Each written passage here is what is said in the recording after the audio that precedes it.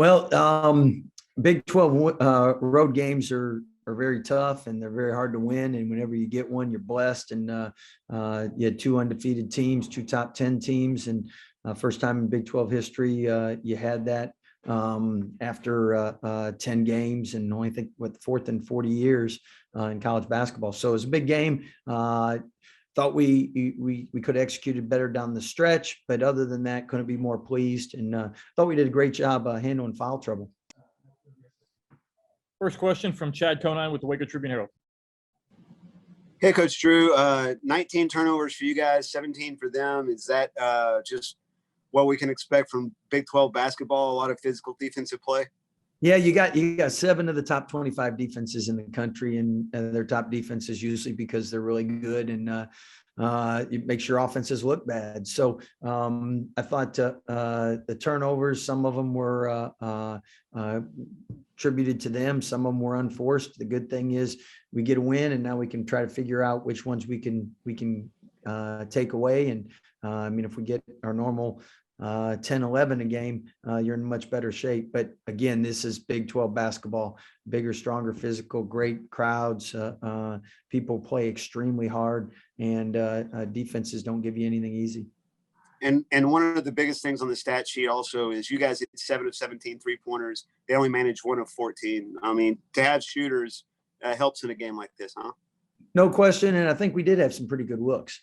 I thought our point of emphasis was really trying to do a good job making it tough from 3 from them. And I know that led to them getting 44 paint points, but I thought we really did a good job on the shooters. Thanks. Next question from Jerry Hill, Baylor Bear Insider.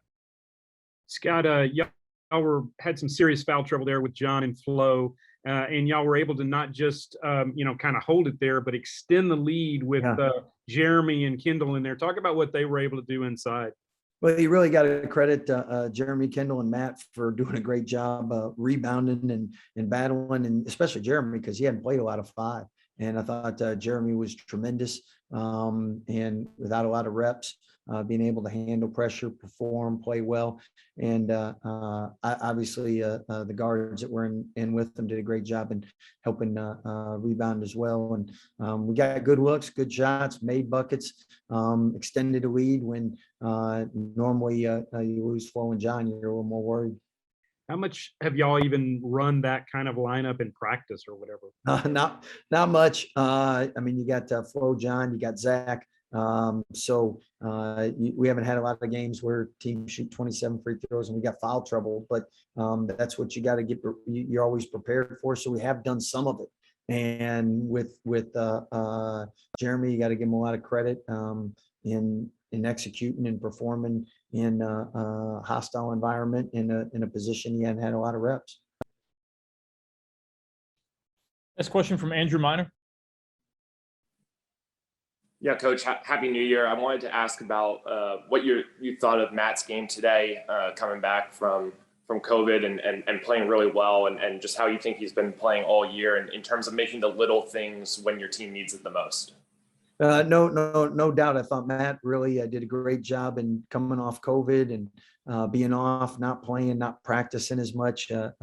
He really played well. Obviously, he was affected conditioning wise, but for him to play 21 minutes in this game and be effective, we couldn't ask for more coming back off a COVID protocols. So, and then I thought LJ, he hadn't played in our last couple games either. And I mean, both those guys gave us great lifts, and it's good to have them back.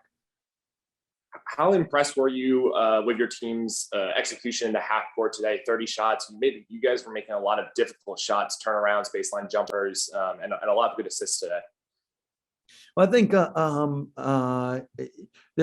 every player has their shots they work on, they practice, and if they're taking practice shots, we feel good with them. When they're stuck with tough shots, then our offense isn't doing our job. And you're not. I mean, the best 3-point shooters miss 6 out of 10. So the key is, can we get can we get them as good a looks as possible? And I thought, I mean, Jeremy, I know with his turnaround, I mean, he's really good in the mid range. So's Adam. So we have a lot of confidence in those guys in the mid range, and they work on it a lot. But I know 7 for 17 from three, then 1 for 14. That was a big deal, and couldn't be more pleased with our defense. And then offensively, 13 assists, not great, but the second chance points means they were in rotations, and 16-10, you can win with that.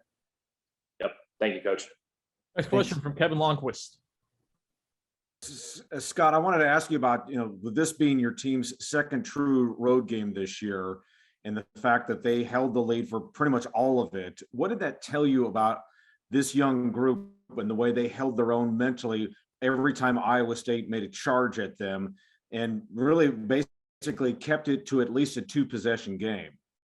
Well, I think first and foremost, it shows we have a great rotation, because I mean your bench is 29-12, and different people step up at each different times, and you need that because not everybody has great shooting nights and great games.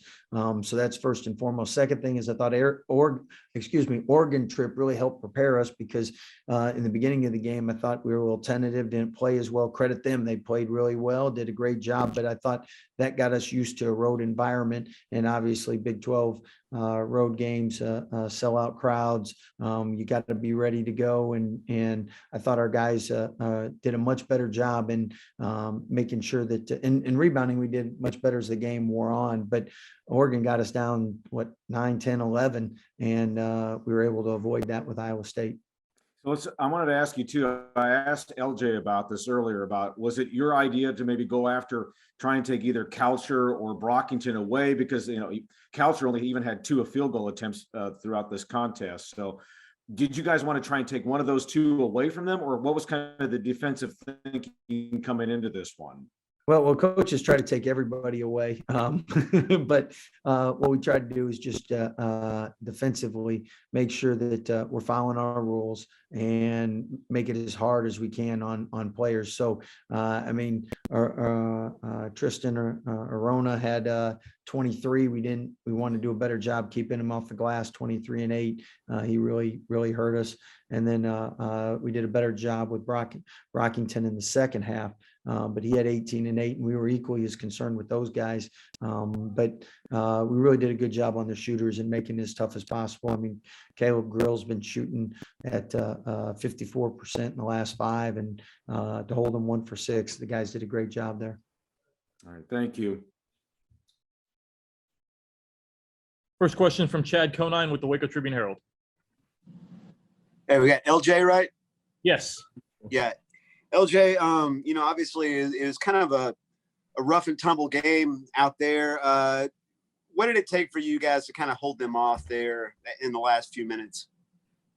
We just had to put together some stops, put together stops in a row, the consecutive stops, and that was the main focal point that coach was preaching, and that's what we did at the end.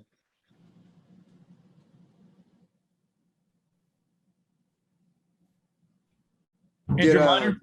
Oh, go ahead, Chad. Yeah. Did it come down to just, focusing on a couple of their guys that were really good scorers on the defensive end, and then getting after the boards, because they were pretty tough on the boards?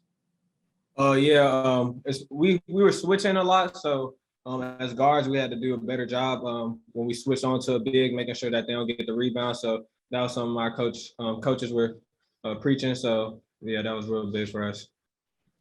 Thanks. Next question from Andrew Minor.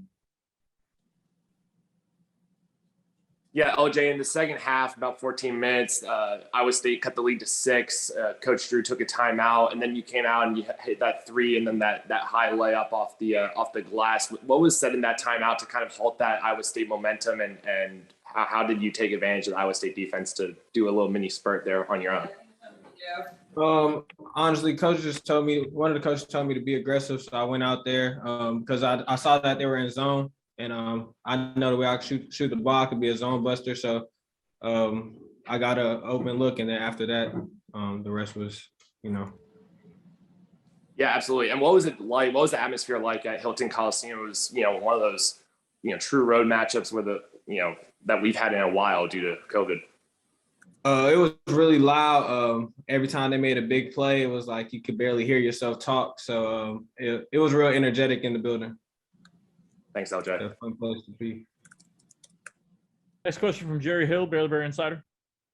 Yeah, LJ, obviously Flo and John both had foul trouble, both with 4 fouls. Can you talk about how y'all were able to kind of keep it together and even extend the lead with them out of the game?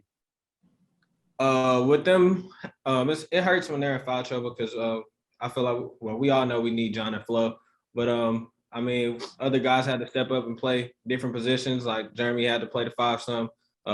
Kendall will have to move down to the 5. So just boxing out really and just playing your role helped us. Thank you. Next question from Kevin Longquist. LJ, just talk about your 3-point defense. I think they were 1 out of 14 this afternoon. What was that key of shutting them down? I mean, they got a couple of good looks, but for the most part, obviously, you guys really made it difficult for them from the arc. I mean, we scouted them pretty well. We knew our personnel. We knew the guys that wanted to get up threes. So we made sure we took those looks away from them, and I feel like that's why they struggled today. Okay. And then as far as Kalsher was concerned, second leading scorer, I think you guys even limited to him just 2 field goal attempts. Was it kind of the idea we've got to take one of these two away? If it's going to be Kalsher or if it's going to be Brockington, we got to take away one of these guys, or what was kind of the thinking defensively coming into the game? I mean, we weren't thinking like take one of them away. We just knew what they like to do, so we were just taking away like their strengths, honestly. Like, so we knew number 2 wanted to shoot a lot of threes, so we were trying to take that away from him because if he saw one go in, then he'll get going. And then we knew Brockington was trying to get all the way to the rim. So, I mean, we would try to get there for charges, try to make him shoot more pull-ups than usual. So just stuff like that. All right. Thank you. All right, that's all the questions we have for LJ. LJ, thank you for your time. Thank you. All right, next up, we have Jeremy Sochan. Please use the raise hand function if you'd like to ask a question of Jeremy, and I'll call on you individually. First up, Chad Conine from the Waco Tribune-Herald. Hey, Jeremy, congrats on the win today. You know, your first Big 12 game, was there a certain intensity, a certain kind of, you know, just physicality in this game that is kind of a change of pace, maybe? Yeah, definitely. It was probably a little bit quicker and more physical, but you know, I had to step up. The team had to step up, and I think we did that and ended up with a tough win. So, Excellent, thanks. Next question from Jerry Hill, Baylor Bear Insider. Yeah, Jeremy, with John and Flo both in foul trouble, you and Kendall had to play some down at the 5. What was that like, and how were you guys able to not only, you know, kind of, you know, maybe extend the lead during that time? right. I mean, we can only control what we can control. It's a shame that they were both in foul trouble, but we stepped up. We kept on being aggressive, trying to box out, get rebounds, and just push it. And I think we, on the offensive side, we exploited a few mismatches, a few advantages, and that's how we got the lead up. Thank you. Next question from Andrew Miner. Yeah, Jeremy, about 6.5 minutes left in the game, and you kind of took over for a spurt there. You had the block, a spin move layup, and then a 3-pointer. What kind of was going on for you, in that stretch? Yeah, I mean, my teammates found me, and you know, in our team, everyone can score, and I had the opportunity to do that, and I just did it, and then you know, I just tried my best. That's all I can do. And down the stretch, Iowa State made it very difficult for you guys to inbounds the ball, bring it up across half court. What were they doing that made that so effective for them? Yeah, definitely. They were very physical, very wide, and it was hard to pass. And you know, with the fans being loud as well, it's even harder. But you know, it's something we have to work on for sure. And I think we'll definitely look at that in practice. Thank you, Jeremy. Next question from Kevin Longquist.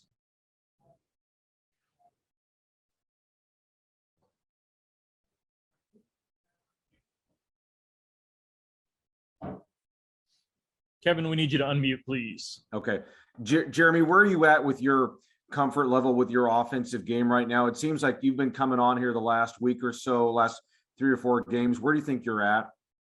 Yeah, I think my confidence is going up for sure. You know, I think I had to adjust a little bit, but I think it's going well. And with my teammates finding me, looking for me, I think it's going to even go up. And, you know, we'll see what happens, but I think it's going the right way.